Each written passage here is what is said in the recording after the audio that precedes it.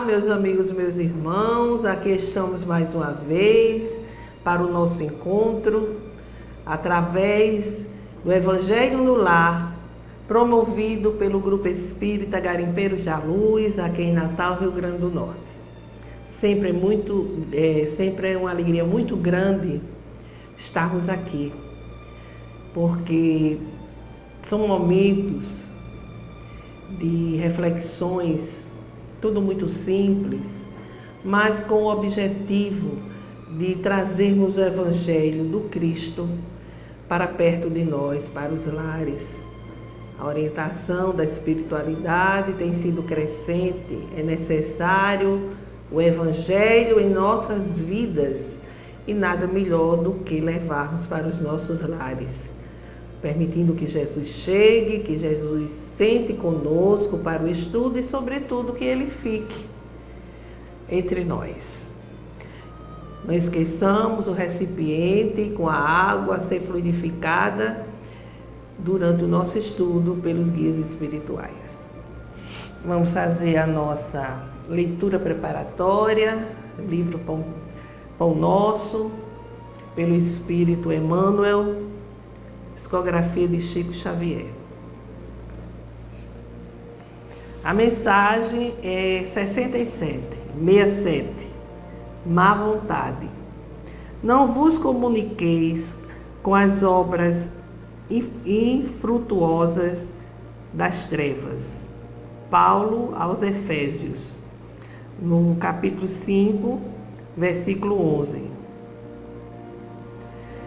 E ele diz: má vontade gera sombra.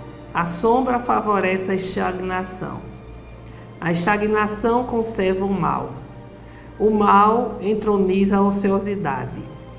A ociosidade cria a discórdia. A discórdia desperta o orgulho. O orgulho acorda a vaidade. A vaidade atiça a paixão inferior. A paixão inferior provoca a indisciplina. A indisciplina mantém a dureza de coração. A dureza de coração impõe a cegueira espiritual. A cegueira espiritual conduz ao abismo. Entregue às obras infrutuosas da incompreensão, pela simples má vontade, pode o homem rolar indefinidamente ao precipício das trevas. Uma mensagem pequena, né? Mas Emmanuel aqui, ao comentar as palavras de Paulo, né, nos traz essa grande reflexão. Paulo que nos manda: não vos comuniqueis com as obras infrutuosas das trevas, ou seja, para que a gente não se envolva com as viciações trevosas, né? Ele começa então com a má vontade,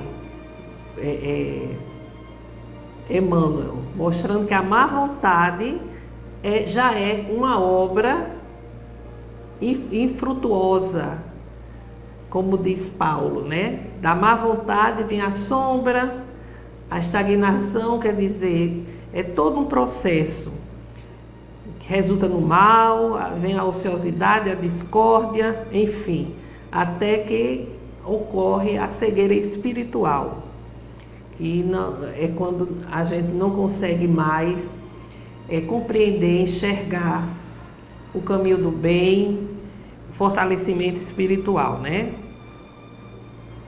A má vontade do homem com relação à própria vida, com relação a tudo aquilo que poderia lhe beneficiar.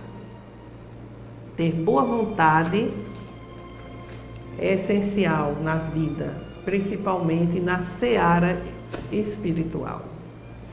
Vamos, meus irmãos, agora fazer a nossa prece inicial. Elevar nossos corações ao alto, para que os amigos espirituais venham a ter conosco. Senhor Jesus, receber em nossos corações, Senhor, desejosos de aprender os vossos ensinamentos, desejosos de se libertar das trevas, das sombras que ainda permanecem em nossas vidas. Ajuda-nos, portanto, a identificar com clareza os caminhos mais retos que nos conduzam à concretização dos vossos propósitos. Sê conosco, Jesus, agora e sempre. Que assim seja. Meus amigos, meus irmãos, vamos prosseguir, com o nosso Evangelho a partir dos ensinamentos que Jesus nos deixou em suas parábolas. Hoje nós temos uma parábola que é conhecida, que é a parábola dos primeiros lugares, que nos diz o seguinte: tendo Jesus entrado em casa de um dos principais fariseus, a fim de ali tomar sua refeição, ao notar como os convidados escolhiam os primeiros assentos à mesa, propôs-lhes uma parábola dizendo: quando fores por alguém convidado para um casamento, não te sentes no primeiro lugar, para não suceder que seja por ele convidada uma pessoa mais considerada do que tu, e vindo o que convidar a ti e a ele, te diga: dá um lugar a este, e então vais vergonhado com ocupar o último lugar. Em vez disso, quando fores convidado, vai tomar o último lugar, para que, quando vier o que te convidou, te diga: amigo, senta-te mais para cima. Então, isto será para ti uma honra diante de todos os demais convivas. Pois todo aquele que se exalta será humilhado, e todo o que se humilha será exaltado. Registro de Lucas, no capítulo 14, versículo de 7 a 11. Meus amigos, Jesus, como sempre, aqui se utilizou de um acontecimento do cotidiano, que foi uma ceia, que foi um jantar, e ele observou que as pessoas estavam chegando e procuravam ficar nos primeiros lugares, E veio então o ensinamento com relação à nossa vida, o nosso posicionamento na vida terrena. Ele aproveita esse acontecimento para nos ensinar sobre a humildade e o desprendimento. Porque a criatura humana tem em si uma cota de orgulho e vaidade muito grande e sempre procura se beneficiar de uma forma ou de outra, Os primeiros lugares geralmente são os escolhidos, Quando se chega, se procura os primeiros lugares. Mas como Jesus coloca aqui, naquela ocasião, que era numa casa, era uma recepção na casa de um fariseu, de repente chegariam pessoas que deveriam ocupar os primeiros lugares. Mas ele se lança mãos desse acontecimento para nos falar sobre a questão do orgulho. Kardec, quando foi elaborar o Evangelho segundo o Espiritismo, ele coloca essa parábola no capítulo 7º, destinado aos bem-aventurados pobres de espírito. E é necessário entender o que é pobre de espírito. Às vezes a gente usa de uma forma incorreta. Fulano é um pobre de espírito, porque é uma pessoa sem, assim, uma maior conteúdo moral, E o sentido não é esse. O pobre de espírito é aquele que já venceu o orgulho e a vaidade. É aquele que desenvolveu a humildade em suas ações, em sua maneira de ser. E Jesus sempre coloca a humildade como sendo uma condição essencial de felicidade. Ninguém pode ser feliz se não tiver humildade, porque o orgulho e a vaidade levam a outros condicionamentos também negativos. O orgulho, vem a vaidade, vem a arrogância, vem a prepotência.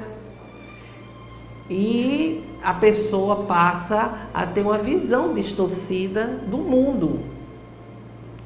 E Jesus vai exatamente nos mostrar a necessidade dessa humildade, se aproveitando dessa ocasião em que ele está ali para uma ceia, um jantar, e vê as pessoas se posicionando de uma forma indevida, de uma forma incorreta.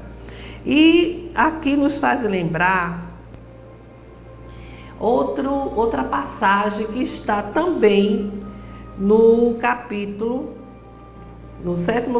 do Evangelho segundo o Espiritismo, quando ele diz que todo aquele que se eleva será rebaixado.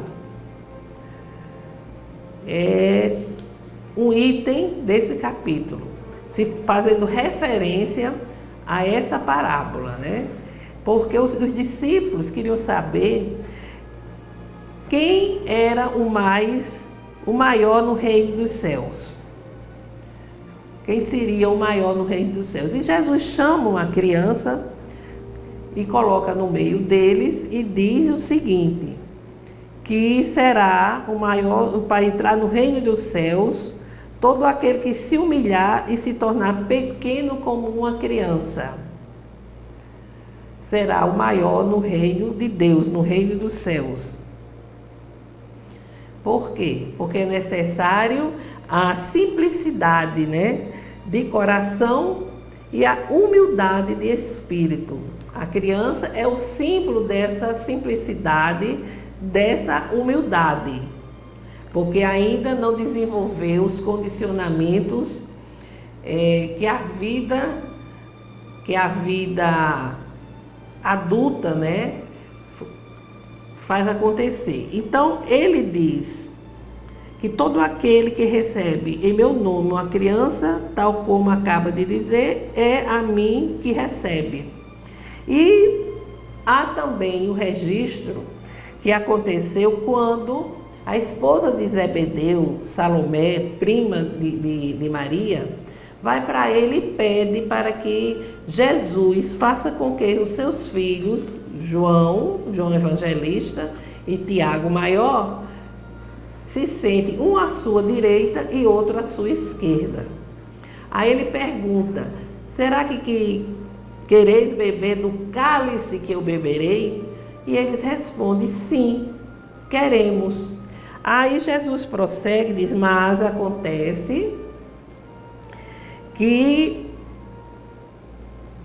só o Pai poderá assim fazer. Ou seja, só Deus, o Pai, poderia designar quem iria sentar à sua direita ou à sua esquerda.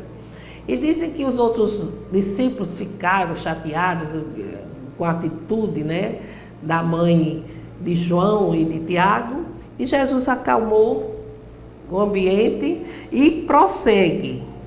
Vós sabeis que os príncipes das nações as dominam e que os grandes as tratam com império, ou seja, os príncipes das nações, esses príncipes dominam as nações, ou seja, tem escravos, né? Tem pessoas que servem a esses príncipes e que os grandes tratam essas nações com império, mas não deve ser o mesmo entre vós. Olha só o que diz ele.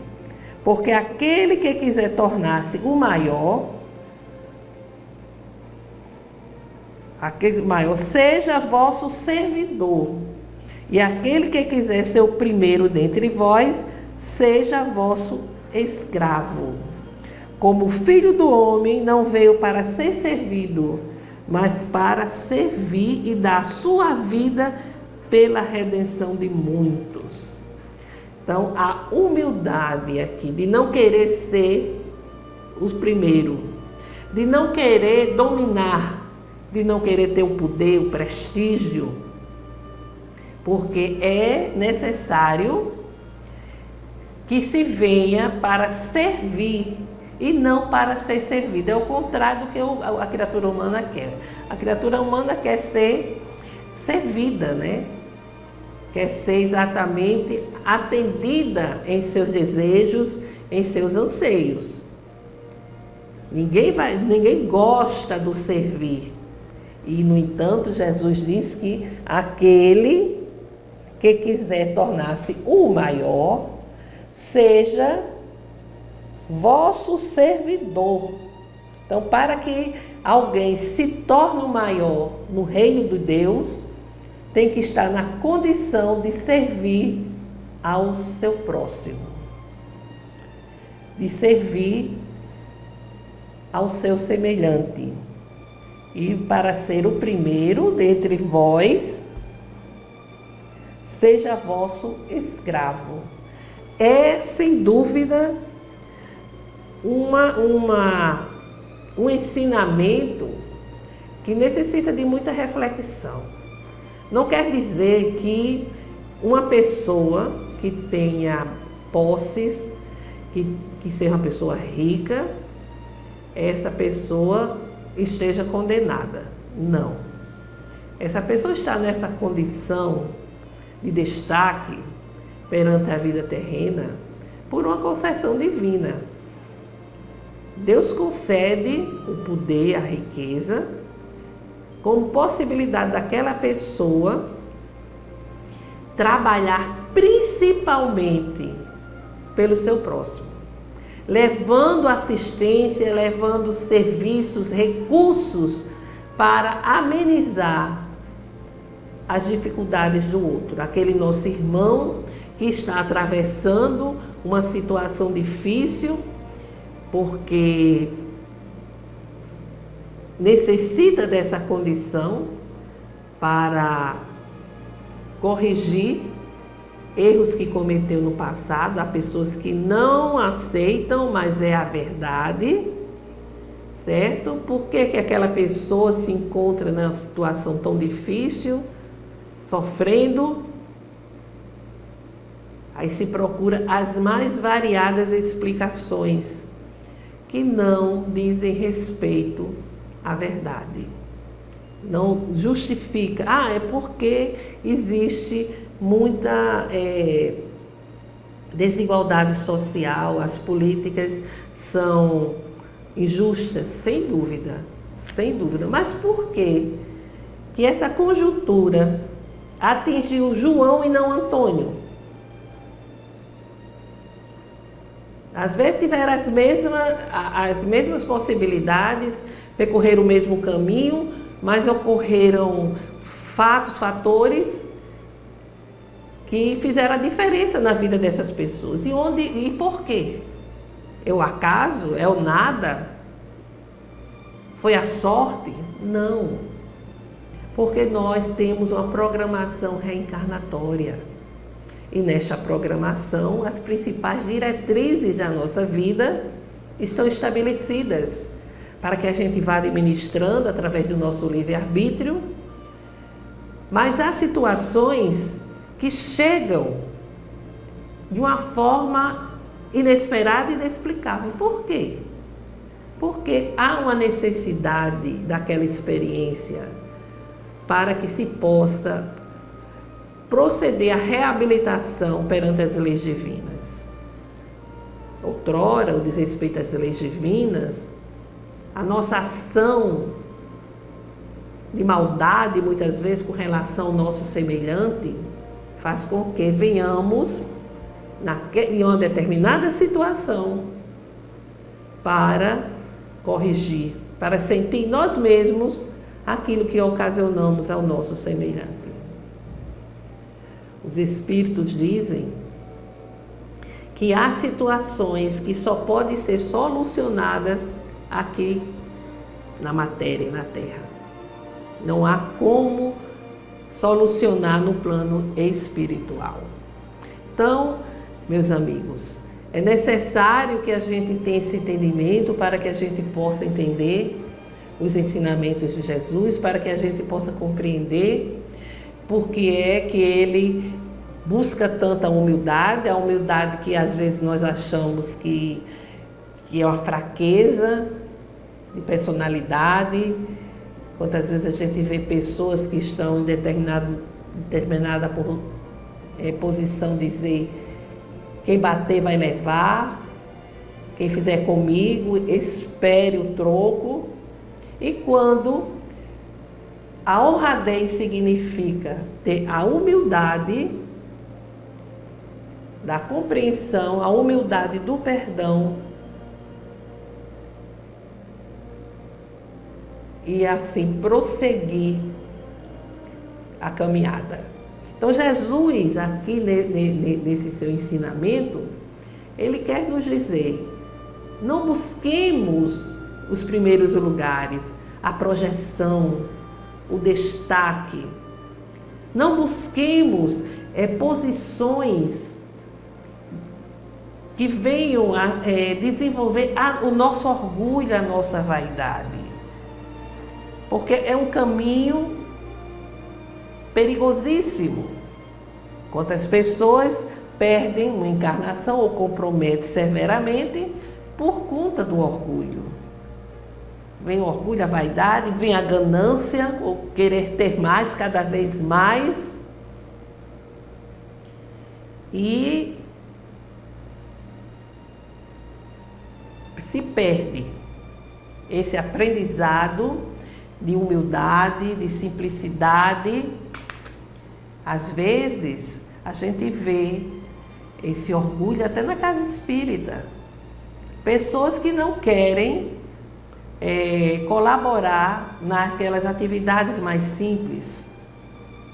Querem outras atividades que, para ela, são atividades de maior destaque. Aí eu lembro que, certa vez, o Espírito falou que no trabalho que se fazia em um determinado dia, a pessoa que abria e fechava a porta e conduzia a pessoa até a cadeira para sentar e aguardar o atendimento, dava algo para a pessoa ler, um gesto assim de irmandade, aconchegando assim no ombro: seja bem-vindo, meu irmão. Essa pessoa, esse trabalho preliminar era de uma grandeza, de uma importância. Essa criatura emanava uma energia que possibilitava já o início do tratamento que a criatura necessitada, desesperada, estava ali para receber. Simples. Abre a porta, fecha, sente aqui, meu irmão, tenha paz, faça a prece, leia aqui essa mensagem, qualquer coisa pode chamar. Era um trabalho primordial naquele tipo de assistência que ali era realizada. Então, é esse o ensinamento da humildade. Aquele que se eleva será rebaixado, porque está querendo se considerar além do que realmente merece. E aquele que se coloca numa posição de humildade, numa posição de simplicidade de coração, ele vai se fortalecer e vai ser elevado perante os olhos de Deus. Então, nesse capítulo do Evangelho segundo o Espiritismo, essas reflexões são exatamente abordadas por Kardec. Kardec traz esses ensinamentos para compor esse capítulo sobre a bem-aventurança dos puros de coração, aqueles que não têm maldade, aqueles que não têm soberba, que não são avarentos, gananciosos, que vê no seu próximo, no seu semelhante, um irmão seu, consciente de que a verdadeira paternidade é a paternidade que vem do Pai, que vem de Deus. Não é fácil, porque ainda somos muito imperfeitos, né?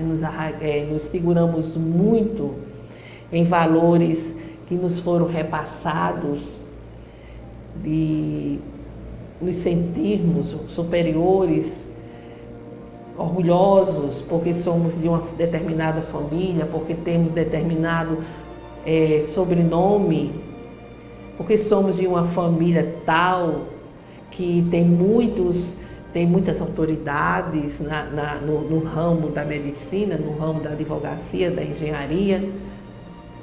Aí se orgulha, lógico, que nós devemos valorizar os nossos antepassados. Eles são responsáveis pelo que somos hoje, por a forma como aqui chegamos. Mas não esse orgulho que nos leva a nos sentir diferenciados dos nossos semelhantes, que nos leva a nos sentir melhores do que os nossos semelhantes. Então, são reflexões simples, são reflexões até rotineiras que a gente sempre está a ouvir, mas que são necessárias para que a gente esteja cada vez mais consciente, para que a gente sempre se lembre dessas reflexões, para que venhamos a agir de conforme os ensinamentos evangélicos. Então, meus irmãos, ficam nossas reflexões e vamos fazer agora as nossas vibrações. Elevar nossos pensamentos de amor, de paz, saúde, perdão, esperança.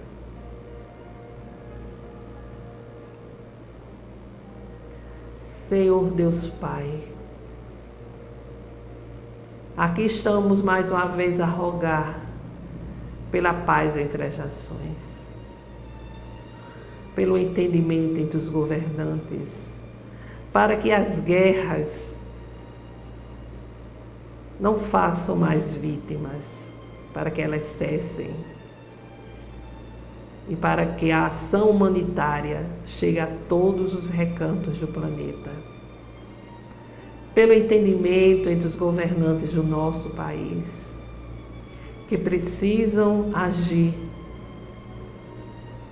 com precisão, com justiça social. Pelo fortalecimento do movimento espírita, para que seja coerente com os ensinamentos kardecianos e o Evangelho do Cristo. Pelo perdão, pela concordância junto daqueles que não sintonizam conosco. Por todos os que sofrem nas fileiras da doença, para que a cura alcance os seus corações, principalmente a cura espiritual. Pelas famílias, para que o Evangelho do Cristo chegue aos lares, levando harmonia aos corações. Façamos agora uma breve pausa para que cada um apresente as suas rogativas.